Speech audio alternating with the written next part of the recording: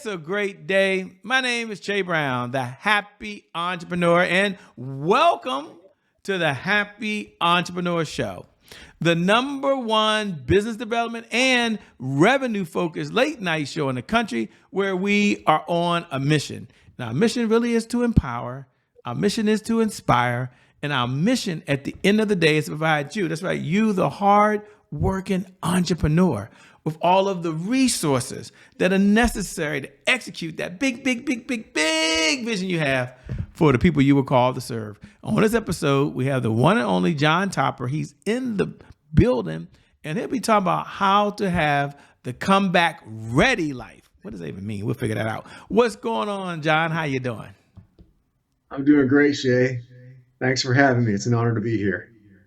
Well, thanks for being here, John. We certainly appreciate it. And before we get started, we'll get into your backstory in a few minutes, and you'll tell folks how famous you are. And some people have already Googled you and looked you up. But I'm curious, the topic, the comeback ready life. Yes. What does that mean to you? So we can just all be on the same page here. Sure. Let me start with a term that we in the military have become very familiar with, and it's combat ready, which simply means we're trained and equipped for the battlefield, right? So comeback ready, the comeback ready life is to simply mean we're trained and equipped for the battlefield of life, because we all know life is hard. We've all had setbacks and struggles. So I feel that my mission is to do my part to ensure people are equipped to lead themselves first, overcome their adversities, take ownership of their lives, and move forward with their God-given purpose. And that's something you talk a lot about. Thanks for sharing, by the way. Thanks for serving. You talk a lot about self-leadership. And I'm curious, why is leading yourself first from your view of the world so important in life, in business, and maybe even in relationships? Sure. Well, one, we talk to ourselves more than we talk to anyone else. Or I'll say it this way, no one talks to us more than we talk to ourselves, right? And I happen to believe that there's a lot of people out there that are struggling with their identity. They're defining themselves so much by their past, their mistakes. And I believe we can only love and lead and trust others commensurate to the way we love, lead, and trust ourselves. So I'll share this right now, Shay. As I've been preparing for the transition when I retire from the military this October, over the past year, I've written a book, and it was my story. And then I wrote a second book, which I tell people is basically what I learned from my story. And that second book is the 7 principles of the comeback ready life. So what I saw surfacing throughout my story were 7 things that kept cropping up that helped me rise after all of my falls, all of my setbacks. And I felt like that was, revealed to me by God. And now I see that I can use this as a platform, Shay, to help other people, live this comeback ready life, which my vision is to be known for that, be the comeback ready guy, right? So I love it, just by to the feel way. back Yes. right now. Feel back Yeah, right you're right. And we're going to get into your backstory because I want them people to know who you are, your backstory, what led you doing what you're doing now because you've done a story. But first, there's some people that's watching right now and are saying, Shay, don't let him leave us hanging on a cliff here. He said he had 7 principles. We don't need to know all 7 right now, Shay, but what's one Right. principle that people struggle with and why? Like if he had to say, you know what, Shay, there's 7 here. But here's Yeah. one that people struggle with consistently. And I know you can't give it all away, but what's one thing that someone could do if they're struggling with that principle? And if that's you right now and you're listening, you're tuned in because John's about to help you. Don't worry, I might ask him for another principle later. Don't worry. Yeah, I think one that comes to mind is taking that next step forward. I believe all of us, I call it paralysis by analysis. We overthink, or we uh, feel like staying in place is more comfortable than taking the next step forward. But more than that, it's fear and doubt come to mind. I think they're the biggest cancers of the human spirit in terms of why we don't take that step forward. Um, I like to say, why wait? We often say, I'll wait till tomorrow, I'll wait till next week, I'll wait till next month. And then tomorrow turns into next week turns into next month. And before we know it, nothing changes. So I try to convince myself this is a daily effort on my part, but I also tell others, just do it. Just do it now. 100% of what we do right now gets done. And so I believe we're really robbing ourselves of leading ourselves more effectively by constantly saying, I'll wait till tomorrow. I'll wait till I'm ready. I'll wait till things settle down. And think about it, Shay. If Mm-hmm. other people were telling us that they'll be there for us tomorrow, they'll be there for us next week, and then they don't show up, what happens? We lose trust in that person. Yeah. Self Yeah. trust is big, man. It's big. We lose trust in ourselves, and it's just like I call it a cancer that eats at the human spirit. So I just encourage people, embrace the hard in life, and just go do it. Just take that next step. Don't get overwhelmed with the whole plan. That's for God to help us figure out. But we can figure out that next step, and each step matters. I love it. Every step matters. Small hinges swing big doors, as they say. And as you're speaking now, I think it's a good transition. It's a good time to slow down. Some people don't know who you are, as famous as you are, by the way. Somebody's in the kitchen. I always like to say cooking right now. And we might be playing in the background saying, man, I like what I'm hearing here. I like this whole comeback ready life. I like that. But who is this guy? Someone else may be listening to AirPods. If you're in the gym right now and you're cruising down the road, you listen to us. Thanks a lot. If we're on your big screen TV, hey, you got choices and you're with us. So take a moment, if you will, John, and tell us, the question, like, what's your backstory? Like, who are you? And what's that backstory? What was that defining moment? That's the question. What was that defining moment where you said, I'm born to do this? Right, right. Well, I'll say first of all, I'll reiterate the fact that I have been in the military for 31 years. So that is a big part of my life. Certainly not my identity. I'm also a husband, a father, that's first and foremost, and a believer. You know, I'm proud to say Jesus Christ is my Lord and Savior. So I got to get that out. Who am I? Well, I'm from a small rural town, Bedford, Pennsylvania. The only way you probably know it is if you went through that part of the United States. Raised on a farm, played sports. My dad was a coach.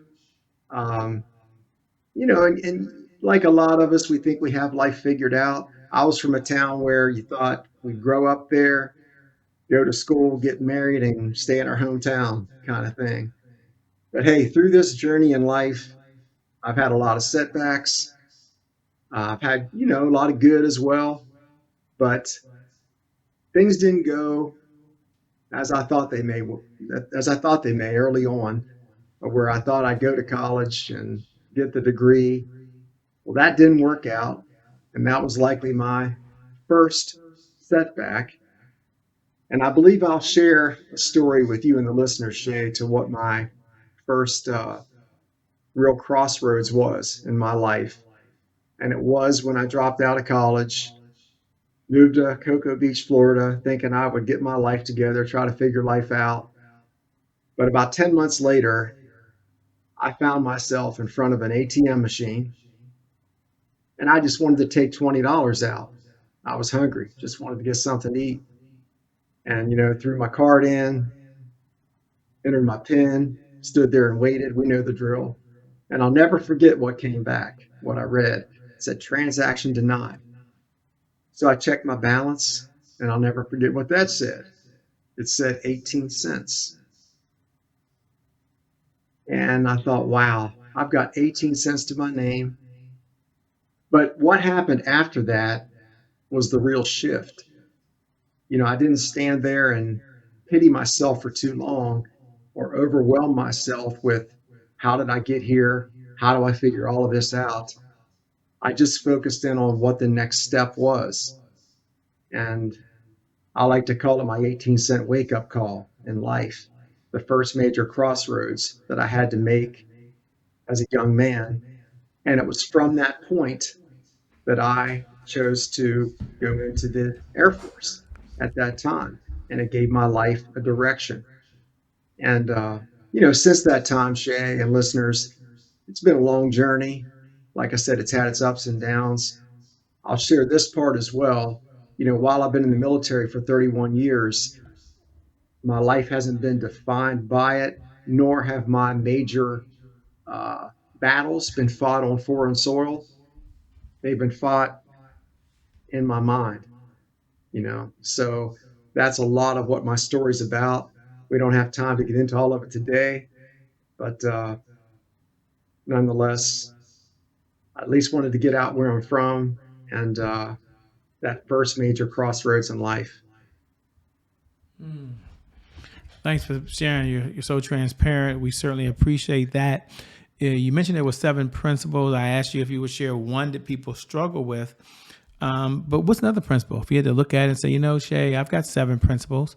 What's another principle you like to share with the audience? And as you listen out there, listen to this principle. Don't worry, for all the entrepreneurs that are out there that are listening, I'm going to come back and ask in a minute, how is that different for entrepreneurs to move when they're feeling stuck? But for now, we're going to talk to you leaders and your other folks out there. What's one more principle you have for them? Winning the first 30 minutes of the day. Without a doubt, the way we start our day has a whole lot to do with the way the day follows the rest of the way. I would encourage people, for example, don't allow for distractions. You know, Big example would be that old cell phone. Yeah, we need it, but don't start your day with that. Start your day with gratitude, being thankful, positive affirmations. Um, I have everything I need versus focusing on what we don't have. Started out with abundance versus what we lack. As a believer, I like to get my day started with quiet time with the Lord. To me, that's the way that I can begin to anchor my identity, so to speak, and invite Him into my day. And guess what? It tends to go a whole lot better when I do that. But whatever it is, don't allow for the distractions. Set yourself up for positivity to win the first 30 minutes and win the day so that even when that stuff starts happening, you're better able to respond because you've gotten your day going in what I believe to be a key component, Shay, to living that comeback ready life and being more prepared for what life throws at us. I like it. And as you was talking about that, I'm thinking about, you mentioned several times that you've got to just get going. You got to just move. You don't have to have all the answers, but you got to take action. I'm just curious. It might be an unfair question, but I'm curious. How does someone determine if they're just being busy, busy, busy, busy, or if they're being on purpose? And I guess I should ask the question differently. What does purpose mean to you? I should ask that first. What does purpose mean to you? And then how does someone know if they're really on purpose or if they're just busy, busy, busy, busy, always busy, busy, busy, but not really making any progress and moving forward? Does that make sense? It does. And I think the first word that comes to mind with how they know is what I would call, taking an inventory of where you are. Take a step back and, ask yourself, what is it that I really want? And in this busyness, is it truly aligning with what I say I want or that big word purpose? But I also think about being busy and not equating it to movement. Oftentimes, for example, we can think we're busy by simply reading and taking notes and just listening to podcasts like yours, Shay, and that while we're busy thinking, it's not true activity. It's not going out and Mm. actually do a great example. I think that all of us have felt it. Thankfully, physical fitness has been a big part of my life. It hasn't been a big struggle, but a lot of people do. And this to me is an obvious example of how you know you're progressing or not. I mean, if you're just thinking about it, if you've got that program, you've met with the trainer, you've read the magazines, you're not going to see results from that. It's not until you actually apply what you have in your plan and go to the gym and start putting in the reps, and then you can see those results in the mirror. And that's how we can obviously measure that activity versus action. And I hope that answers that question pretty No, well. it But I does. think an inventory is really key. Take an inventory of your life. Take a step back and decide what it is that you really want to do, what makes you feel good, which to me is how you can determine what your purpose is. When you think of time has no meaning when I'm in this environment or when I'm doing this. Uh, so yeah, I love it. And you talk about the comeback ready life. I'm curious, what does success look like for you these days? Because once someone is ready, once they come back, how do you measure success? But I guess really the question for you is, what does yeah, success look like? How do you measure success these days? yeah. Success to me, I keep it more simple than I used to because I don't look at it as sheer wins. I was a sports guy. It's not about a scoreboard. Success to me is giving your best every day. My dad had a poster hanging in my bedroom, Shay, that simply asked, "Have you done anything to make yourself better today?" And if I hadn't, you get up and do it. But to me, as long as you can get to the end of the day and know that you gave your best, particularly to whatever it is you're driven to do, that's success. I can't do what Shay Brown does. Shay Brown doesn't do what John Topper does. The comparison game, I don't like it. You control what you control and know that when you rest your head at night, you're successful in that you've done at least one thing to make yourself better in an area that you're striving to be better in. Yeah. You talk about the seven principles that you have there. Um, who's the book for?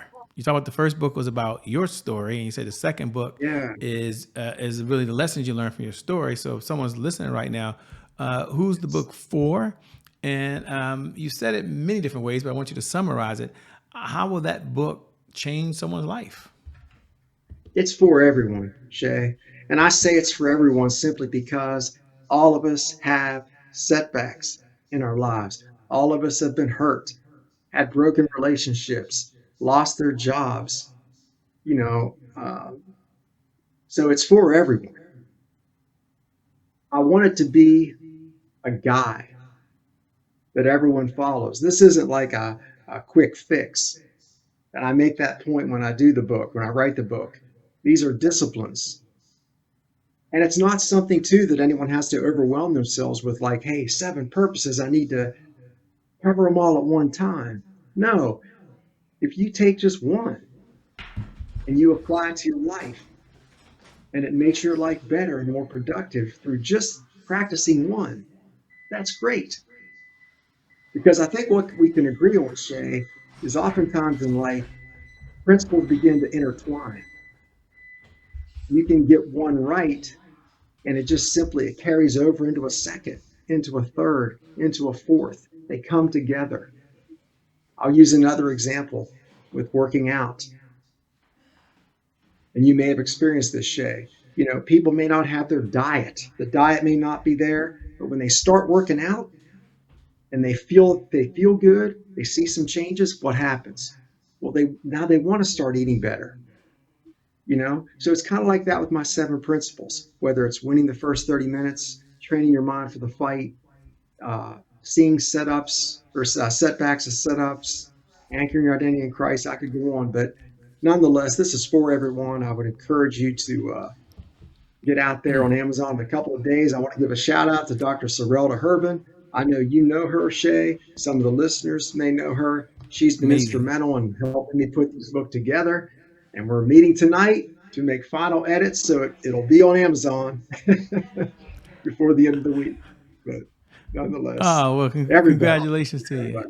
That's Yeah, thank you. totally amazing and um, a huge accomplishment. Number one, and something you were able to do with folks. And it leads to one of my questions I love to ask when we have a few minutes. We got a few minutes now, and that is, what's one of the best pieces of advice you've ever been given that someone gave to you that you're going to pass on? And I'll frame it for the audience so they know you've had so many mentors along this journey of life. You probably watch more videos you can remember these days. You've sat, I'm sure, countless training sessions. You've read lots of books. But if you had to step back and say, man, this is one of the best pieces of advice, Shay, I've been given, that's what I pass on to the audience, what would it be and why? Yeah. The first one that comes to mind is do today what others won't, so you can have tomorrow what others don't. And that was said to me 25 years ago and never forgot it. And what I took from that, and I know my mentor wanted me to take from that, when it comes to doing what others won't, that means the hard. So when it comes down to thinking about what's easy versus what's hard, when I tell myself that, and I would encourage others to tell themselves the same thing, then you're more apt to choose what's hard. In fact, I'll add something to the best advice I've gotten by just simply saying we're choosing a hard either way. If we make those easy choices, what's that generally mean for our lives? It's going to get harder later. But if we choose what's hard, it goes the other way. It can make life easier later. But either way, you choose your hard. So do today what others won't, so you can have tomorrow what others don't. Said so well. Let me say a couple of things. What do you do for fun? I said you told us, kind of on the other side, your Yeah. biggest success that you had, or the lesson you learned from someone else. What do you do for fun when you're not out saving the world? What does Yeah. fun look like for you? Hey, this doesn't sound like fun to many, but I still enjoy staying fit. I still enjoy going for my runs, going to the gym. That gym thing has changed. I've gotten a little older, but I still enjoy it. I like what it does for me. But then I've got a 14-year-old stepdaughter, beautiful stepdaughter, that I enjoy taking to her track meets, taking to her band events. Uh, she's one that likes to try everything, flag football. But I've thoroughly enjoyed doing that. You know, I've gotten to a stage of life where I focus on what I get to do. It's not about what I have to do. And I get to do those things. And I'm having a lot of enjoyment doing that. Just enjoy, spending time with family is something that I find fun and fulfilling. And it's really what life is all about.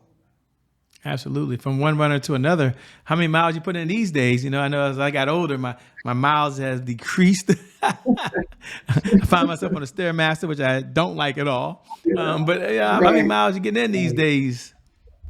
Yeah, I mean, I'm putting in 25, about 25 miles. So it's not like I'm a distance runner, but if I get my First three of to all, five, 25 miles a week that's some pretty good miles, man. That's like 5 or 6 miles a yeah, run. That's pretty good. yeah, yeah. So that's what I try to get in. And if you'd have told me I'd be doing this 20 years ago, even 10 years ago, I'd have been like, no way, Shay, crazy. I didn't think I'd ever enjoy running, but you know, I do. Makes me makes me feel better, the whole Sure. nine. So Yeah. Yeah, I do. I used to do some of like, my best thinking when I was running, by the way. Um, yeah, um, yeah, Yeah, it's kind of cool. My son yesterday talked to me about doing something called High Rocks, which something I may check out, and so it's be something new and different. I run a couple of marathons. It's kind of like this whole Ironman thing and ever. And I'm like, so I'm a little older now, but you get to tag team on this like cross fitness type of deal. So it looks like we're going to be signed up for that. But anyway, back over to you. As we come down the home stretch, two-part question. Number one, what type of clients are you looking to work with these days, if any? I'm not sure if you're even taking on clients. And number two, how can folks best connect with you? Like, where should they go? What website? What should they do? Yeah, let me start with the client piece. You know, you've got me right now as I'm at the very beginning, Shay. So at this point, I would take any clients, anyone who feels that they need that boost, that jump start in their life. I'm willing to take anybody. But the way to reach me, as far as my business email, it's John Topper at comebackreadylife.com. And I would encourage you to reach me via Facebook and LinkedIn in particular, John Topper. All you got to do is look up my name. I'm sure that'll come up. But right now, that's the best way to reach out to me. I'm most open right now, so to speaking engagements, but I certainly am in the process of laying that groundwork for the coaching business, Shay, and listeners. So we're a bit premature, but I feel like I'd be foolish to say that I wouldn't take anyone, because again, I feel like I'm that comeback ready guy. And I believe everyone is made for the comeback. You've got it in you. It's all about being trained and equipped accordingly, and allowing me to help you move forward with what I know.